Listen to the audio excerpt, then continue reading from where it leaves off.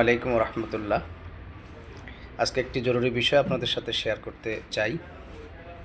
সাম্প্রতিক কিছু মামলায় দেখা যায়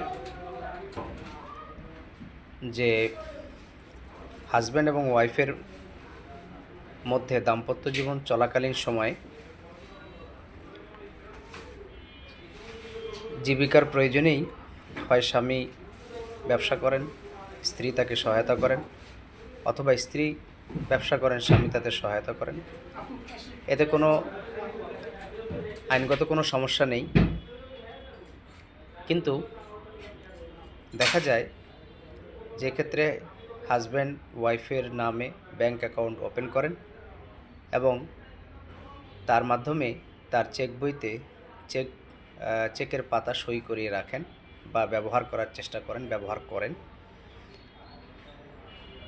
এবং পরবর্তীতে দেখা যায় কোনো কোনো ক্ষেত্রে দাম্পত্য কলহ সৃষ্টির প্রেক্ষাপটে এই সকল চেক বই বা চেকের পাতাকে ব্যবহার করে নানা ধরনের মামলা মোকদ্দমার উদ্ভব হয়।